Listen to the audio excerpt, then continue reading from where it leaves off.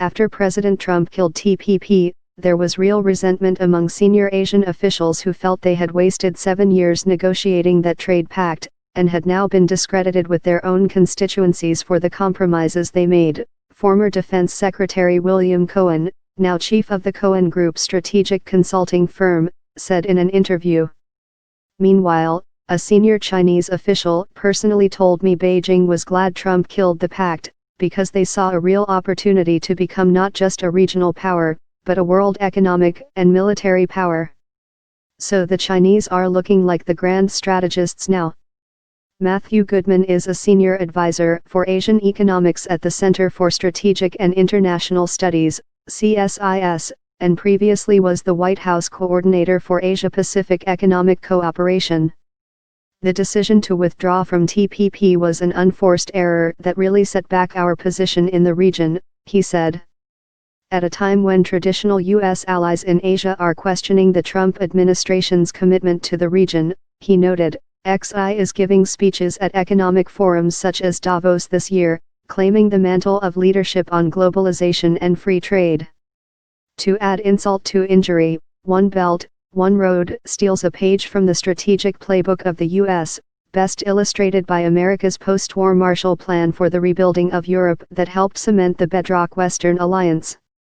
With its investment in roads and ports across the region under the Belt and Road Initiative, China is stressing their intent to show new leadership in the region in the wake of the U.S. withdrawal from TPP, said Goodman, speaking at a recent CSIS briefing on the Trump trip. So the withdrawal from TPP left a big vacuum. The region is now looking for something from President Trump to fill that vacuum, or otherwise I think China and others are going to move in. The symbiotic relationship between trade and security in what author Robert Kagan has called the world America made resulted in the U.S. today having treaties and other security agreements with nearly 3/4 of the countries in the world, backed by the deployment overseas of nearly 250,000 U.S. service members. The economic value of those commitments in the form of increased trade and prosperity was made clear in a recent report by the Rand Corporation.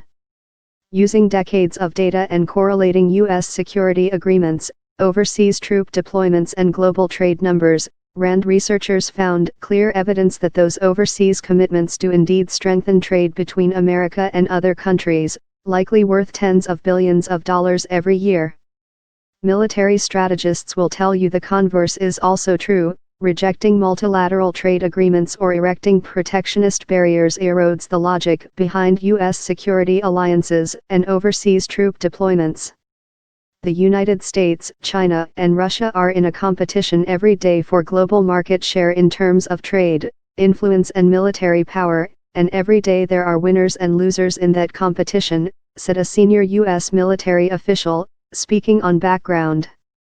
In that sense, the administration's rejection of TPP was a win for China and a loss for the United States, because it did create a vacuum that Beijing is trying to fill.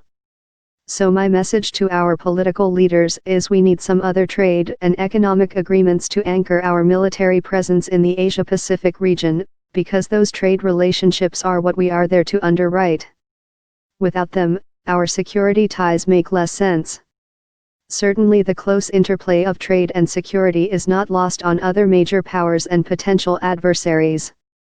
When Ukraine was poised to reject Russian President Vladimir Putin's proposed Eurasian Economic Union in favor of the European Union in 2014, pulling it out of Moscow's economic orbit, Russian troops interceded by annexing Crimea by force and invading eastern Ukraine.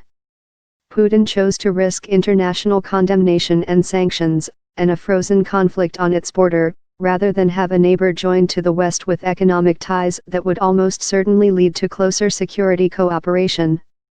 China's One Belt, One Road initiative follows similar logic.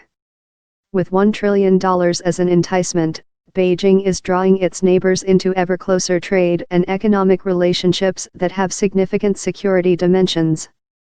As part of that effort, Beijing is largely funding a $5.5 billion railway linking Thailand's industrial eastern seaboard with southern China. Not coincidentally, Thailand has agreed to buy $500 million worth of Chinese submarines, tanks, and helicopters. That makes the Thai military and a venerable U.S. ally dependent on China for military parts and upgrades, opening the door to more cooperation with the People's Liberation Army. James Kitfield is a senior fellow at the Center for the Study of the Presidency and Congress.